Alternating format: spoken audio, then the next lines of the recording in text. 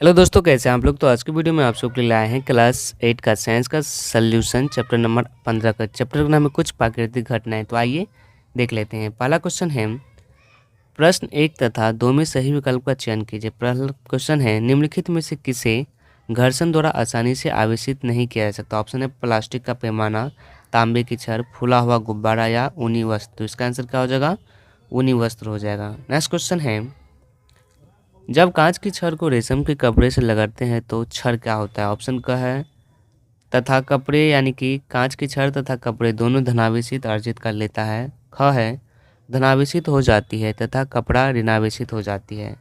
ग है कांच की छड़ कपड़ा तथा कपड़ा दोनों ऋणावेशित अर्जित कर लेते हैं। एवं घ है ऋणावेशित हो जाती है तथा कपड़ा धनावेशित हो जाती है। तो इसका आंसर क्या हो जाएगा? धनावेशित हो जाती है तथा कपड़ा ऋणावेशित हो जाती है। नेक्स्ट क्वेश्चन है, निम्नलिखित कथनों के सामने ट्रू और फॉल्स आपको बताना है। कौन सा ट्रू है, कौन सा फॉल्स है। तो आइए देख लेते हैं। पहला है, सजातीय आवेश एक दूसरे को आकर्षित करते हैं, जो कि फॉल्स है। ओके।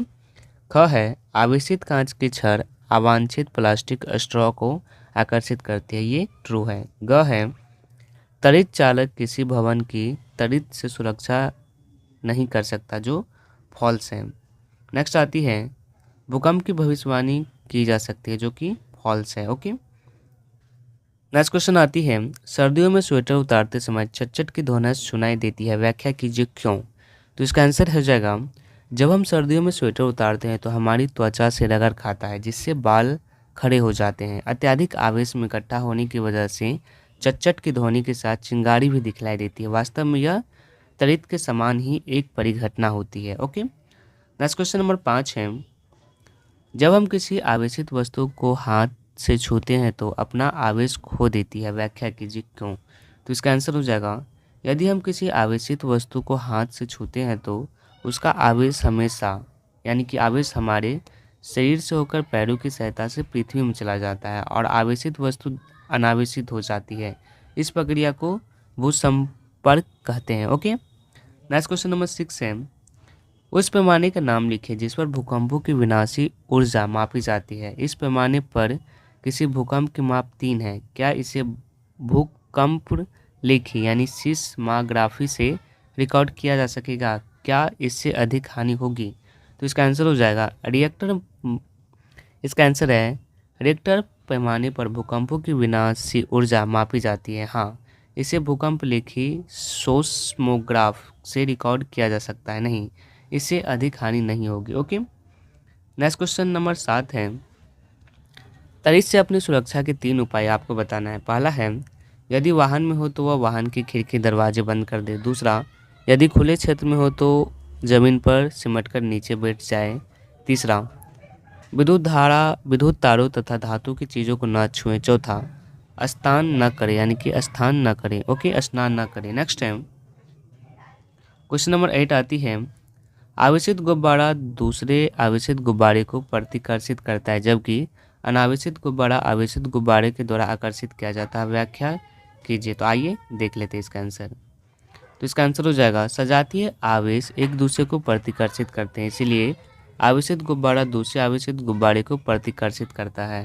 हम जानते हैं कि आवेशित वस्तु अनावेशित वस्तु को आकर्षित करती है, इसीलिए अनावेशित गुब्बारे दूसरे आवेशित गुब्बारे द्वारा आकर्षित होता है। ओके। नेक्स्ट क्वेश्चन नंबर 9 है, चित्र की मदद से किसी ऐसे उपकरण का वर्णन कीजिए जिसका उपयोग किसी आवेशित वस्तु की पहचान हो सकता है। तो आइए इसका आंसर हम देख लेते हैं। इसका आंसर हो जाएगा, एक खाली बोतल को बड़े से गत्ते से ढक दें, फिर गत्ते के बीच छेद करें, फिर इसमें चित्रानुसार पेपर क्लिप खोलें। इसके बाद 4x1 लॉ साइज की 2 पट्टियाँ को पेपर क्लिप कर चित्रानुसार लटकाना है, फिर उसे गत्ते के अंदर लंबट डालें। इसके पश्चात आवेशित रिफिल की पेपर क्लिप के सिरे से स्पर्श करें। समान आवेश वाली पट्टियाँ एक दूसरे को प्रतिकर्षित करती है और फैल जाती है। इस प्रकार की युक्ति का उपयोग कर परीक्षण के लिए किया जा सकता है कि वस्तु आवेशित है या नहीं है। इस युक्ति को विद्युतदर्शी कहा जाता है। ओके। नेक्स्ट क्वेश्चन है, भारत के उस 3 राज्यों को सूची बनाइए जहां भूकंप के झटके अधिक संभावित है। पहला है राजस्थान, दूसरा है कश्मीर, तीसरा है कच्छ का रण यानी Gujarat. Okay.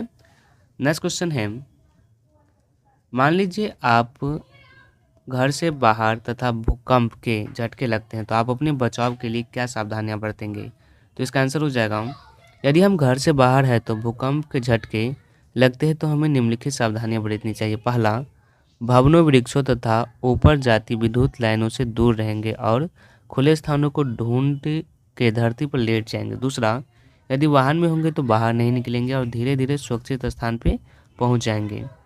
Next question number 12 है, मौसम विभाग यह भविष्यवाणी करता है कि किसी निश्चित दिन त्वरित की संभावना है और मान लीजिए उस दिन आपको बाहर जाना है तो आप छतरी लेकर जाएंगे, व्याख्या कीजिए। तो इसका आंसर हो जाएगा, यदि मौसम विभाग ये भविष्यवाणी करता है कि त्वरित संध्या की संभावना है तो उस दिन हम छतरी लेकर बाहर नहीं जाएंगे क्योंकि यह सुरक्षित नहीं है। चूँकि त्वरित झंडा एक प्रकार का विद्युत विसर्जन है और छाते की डंडी धातु की बनी होती है, इसलिए त्वरित उसके पाइप पर आघात कर सकती है, जो कि क्या है तो खतरनाक है। ओके, तो आज के वीडियो में बस इतना ही। वीडियो पसंद आया तो लाइक कीजिएगा, चैनल को सब्सक्राइब जरूर कीजिएगा और यह वीडियो देखने के लिए आप सभी का बहुत बहुत धन्यवाद।